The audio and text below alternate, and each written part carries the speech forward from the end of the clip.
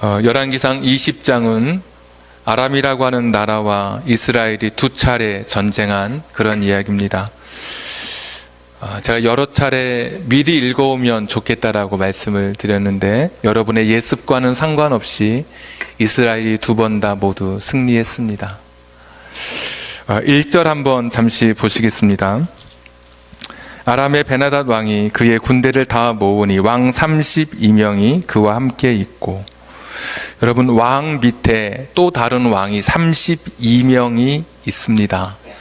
그러니까 얼마나 큰 나라의 왕인지 32명의 다른 속국, 다른 휘하의 다른 왕이 있을 만큼 아람은 강력한 국가였습니다. 그 당시에 첨단 무기인 말과 병거들이 있더라. 3절 보시면 이 왕이 말하기를 흔히 이렇게 말하죠. 네 것도 내 것이고 내 것은 내 것이야. 이렇게 말할 때 4절에 보시면 이스라엘 왕이 대답하여 말하기를 맞습니다. 다 왕의 것입니다.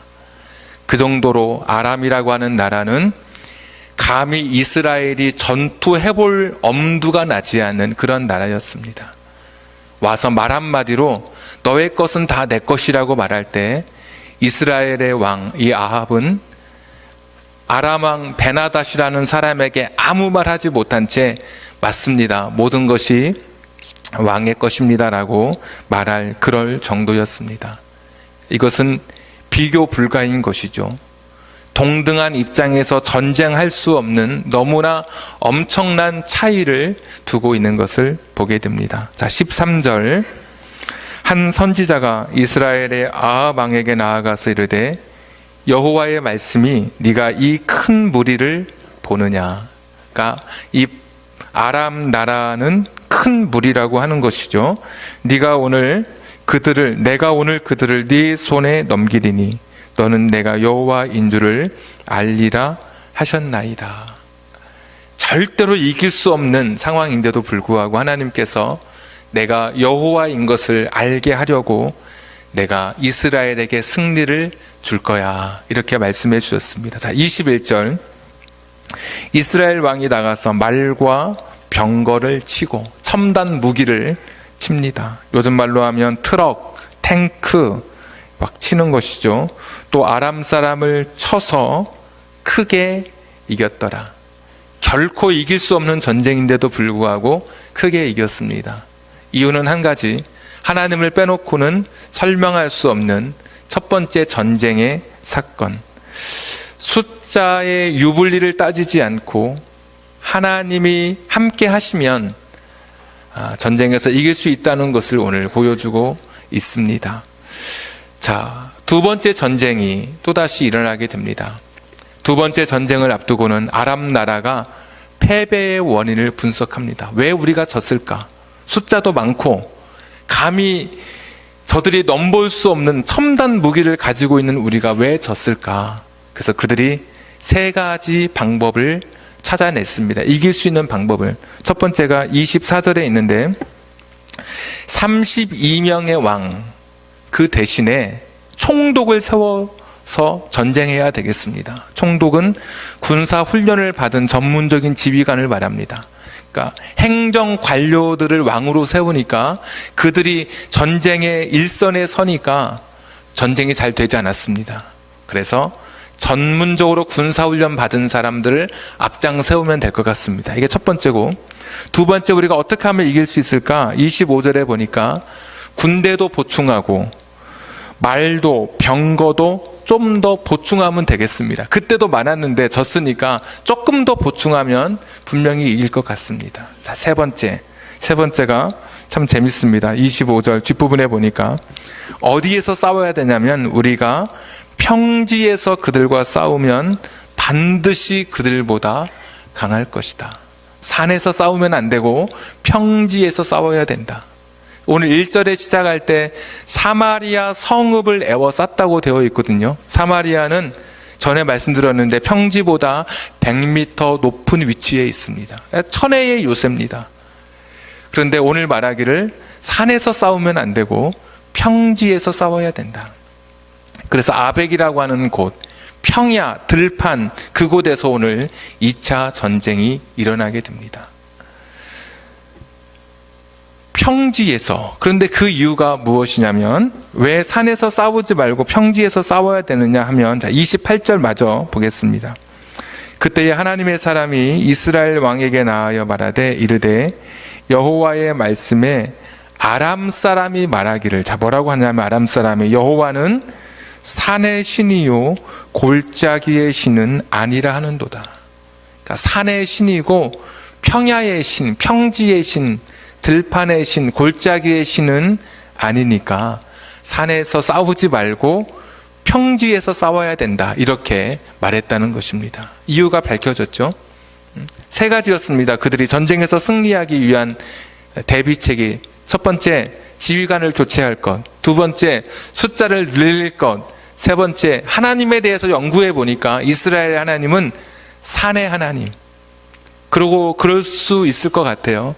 시내 산에서 모습을 드러내시고, 갈렙이라는 사람은 이 산지를 내게 주소서 노래도 부르고, 또 지난번에는 갈멜산에서 역사를 일으키시더니, 또 호렙산에서 또 하나님의 살아계심을 드러내고, 이 산 하니까 하나님은 산의 신이다, 저 이스라엘의 신은. 그러니까 평지에서 싸우면 된다, 이렇게 결정을 내리신 겁니다. 자, 그런데 하나님 뭐라고 합니까? 28절 중간에 그러므로 골짜기의 신은 아니라 하는도다. 그러므로 내가 이 큰 군대를 내 손에 넘기리니 너희는 내가 여호와인 줄을 알리라 하셨나이다 하니라. 아람 나라가 너무 착각하고 있어. 나에 대해서 너무 몰라. 내가 누구인지 모르고 있어. 내가 여호와잖아. 천지를 창조하고 17장에 비를 막으시고 저 시돈 땅의 사르밧 과부의 그 먹을 것을 풍요롭게 하시는, 진짜 풍요를 주시는 신이 누구인지 나잖아. 하나님 말씀이죠. 죽은 아이를 살리는 사건을 통해서 생명의 주가 누구인지 하나님이 당신을 드러내셨습니다.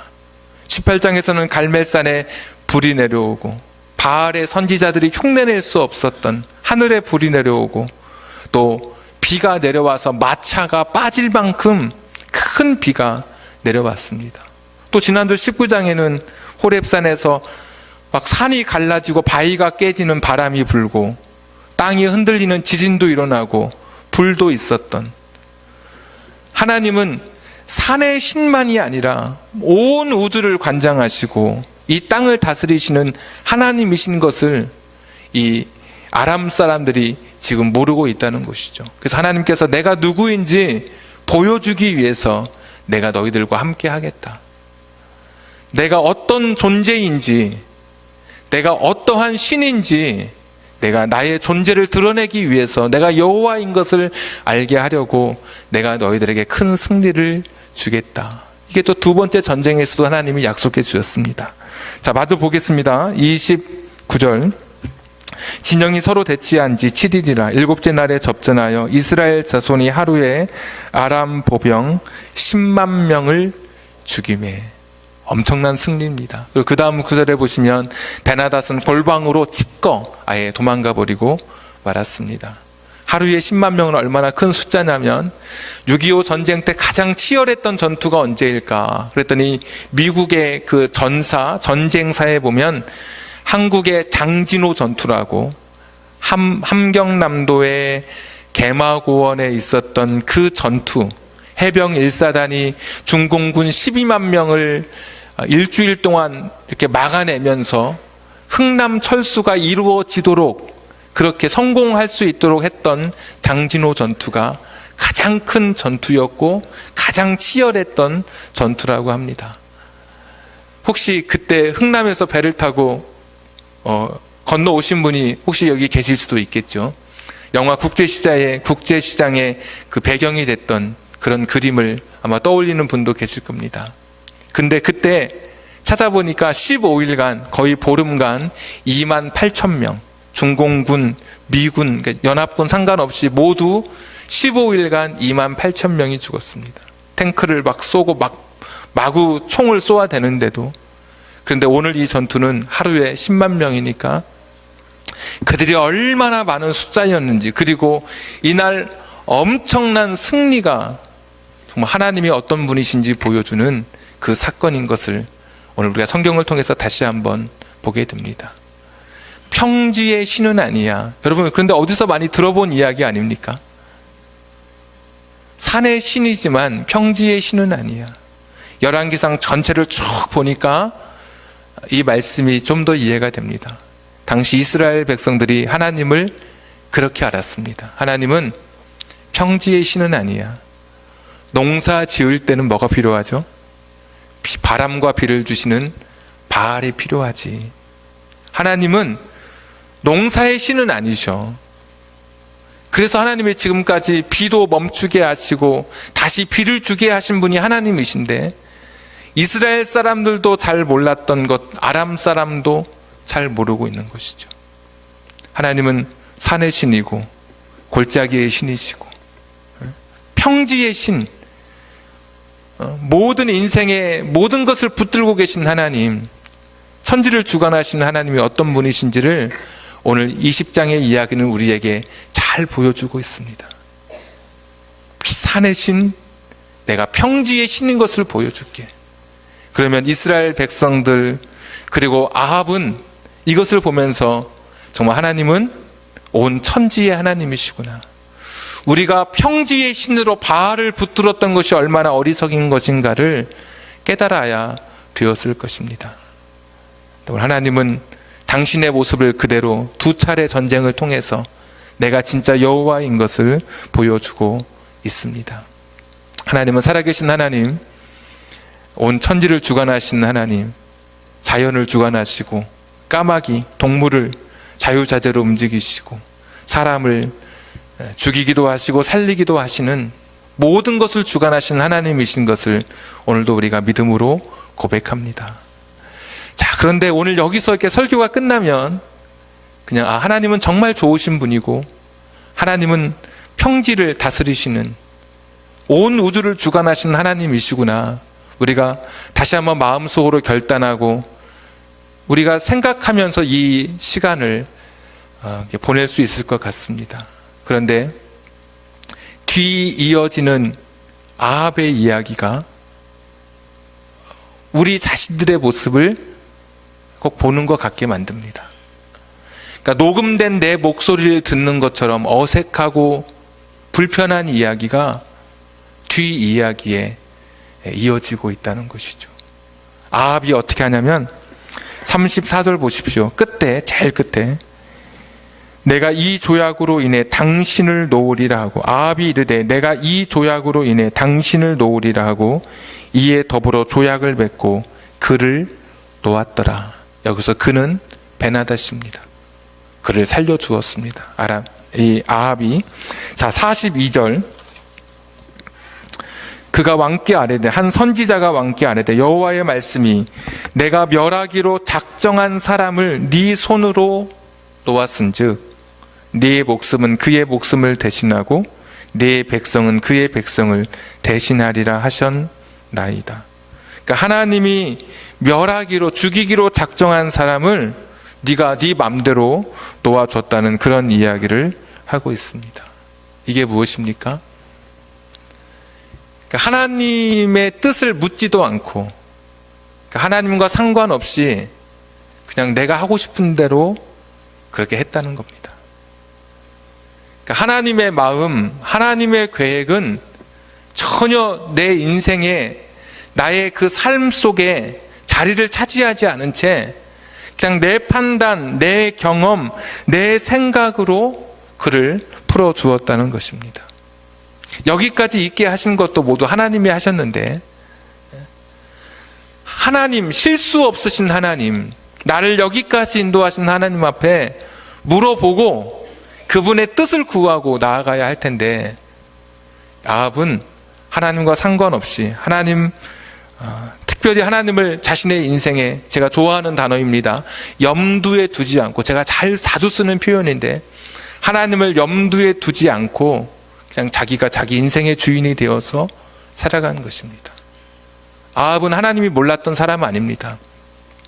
17장, 18장, 19장에 오기까지, 오늘 20장에 오기까지 하나님이 어떤 분이신지 너무 많이 보았습니다. 자기 눈으로 보고 선지자의 이야기를 통해서 들었습니다. 하나님은 살아계신 하나님, 온 우주의 하나님, 우리 인생을 다스리시는 하나님, 모든 것이 주님의 손에 달려있는 것을 아합은 너무나 잘 알고 있었습니다. 그런데도 불구하고 이런 아합이 하나님을 염두에 두지 않고 하나님의 뜻, 하나님의 생각, 하나님의 마음을 전혀 생각하지 않고 자기가 원하는 대로 결정하고 자기가 생각한 대로 살아가는 모습을 오늘 보여주고 있습니다. 여러분, 오늘 사실 우리가 이 정도 설교 들을 때쯤이면, 이 정도 설교를 들었다고 한다면, 이 정도 신앙생활 했다면 하나님에 대해서 여러분 잘 알지 않으십니까? 하나님은 그분은 살아계시고 인간을 창조하시고 창조하신 이후로 우리를 떠나지 않고 지금 함께 계신 하나님, 지금도 인간사에 관심을 갖고 계시고 지금도 우리의 영혼을 위해서 중보하면서 잘 되기를, 하나님 앞에 잘 살아가기를 지금도 기대하시는 그런 하나님, 모든 것이 하나님의 손에 달려있다라고 고백하는 우리들, 그런데 우리가 아합의 길을 걷고 있다는 거예요. 지금도 내가 내 인생 살아갈 때는 하나님 별로 생각하지 않아요. 하나님이라는 존재가 내 인생에 그렇게 큰 자리를 차지하지 않고 있는 거예요.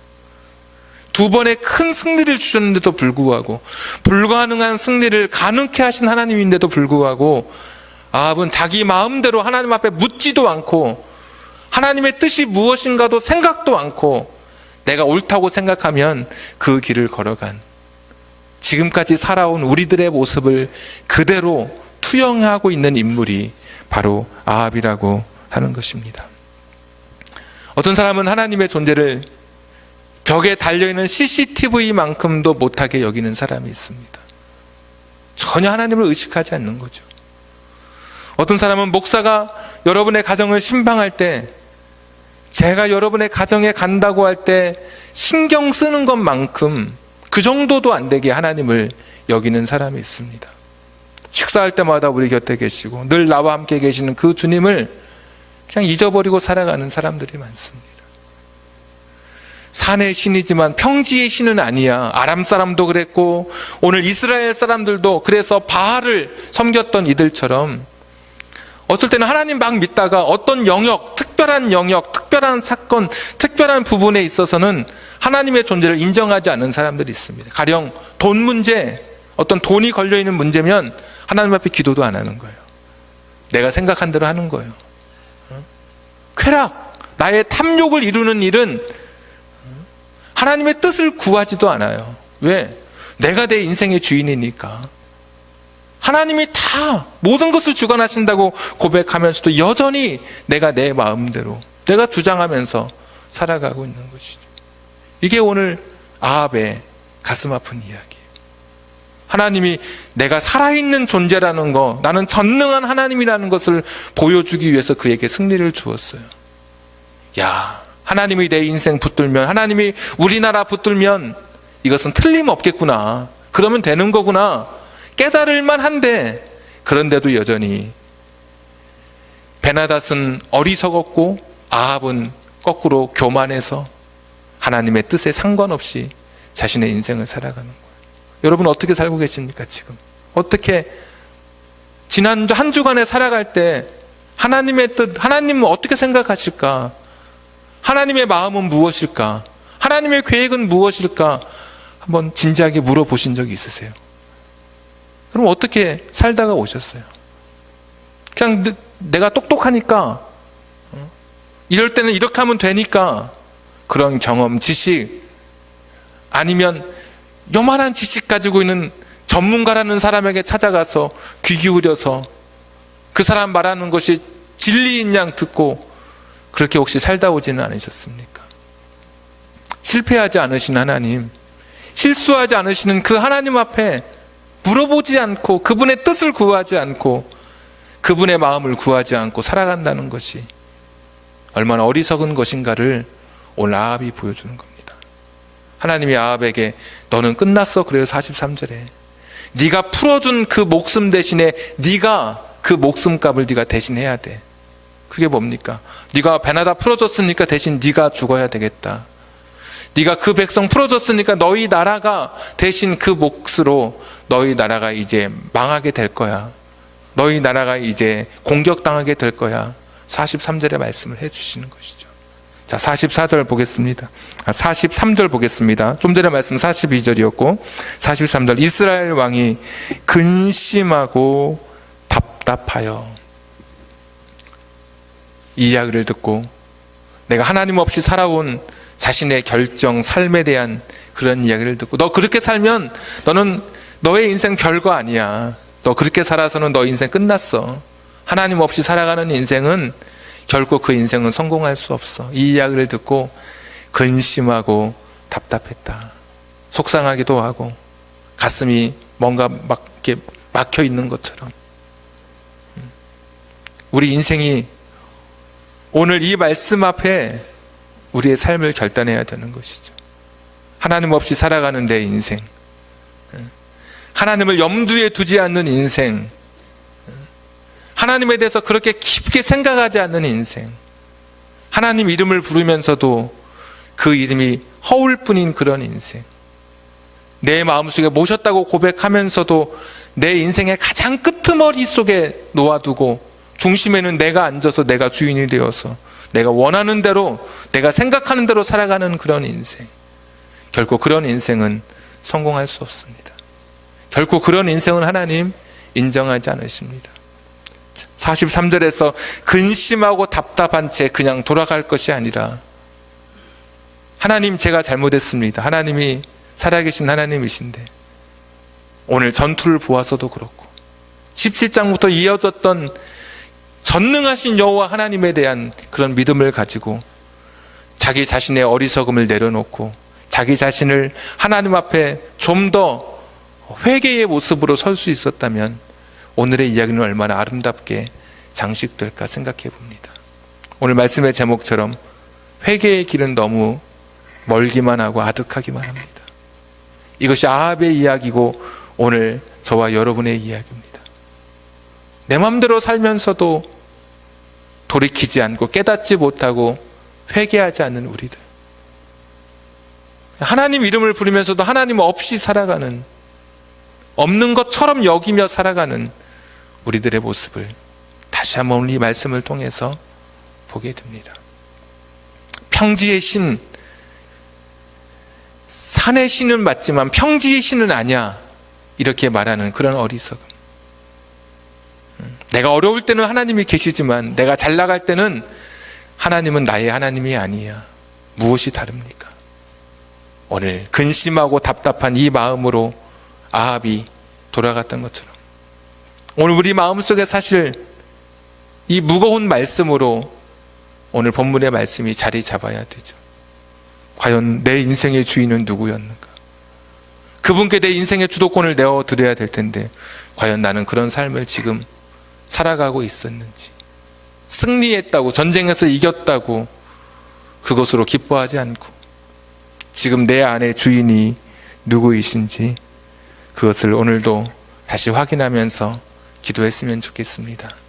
이사야서 55장 7절에 보니까 악인은 그의 길을, 불의한 자는 그의 생각을 버리고 여호와께로 돌아오라. 그리하면 그가 긍휼히 여기시리라. 우리 하나님께로 돌아오라. 그가 너그럽게 용서하시리라. 하나님의 살아계심, 하나님의 주인 되심을 고백하면서 오늘도 나를 한없이 내려놓는 겁니다. 한없이 나를 물처럼 내려놓는 겁니다. 나를 썩어지는 밀알처럼 내가 하나님이 그때 우리를 붙들어 일하시고 사용하시는 것이죠. 같이 기도하겠습니다.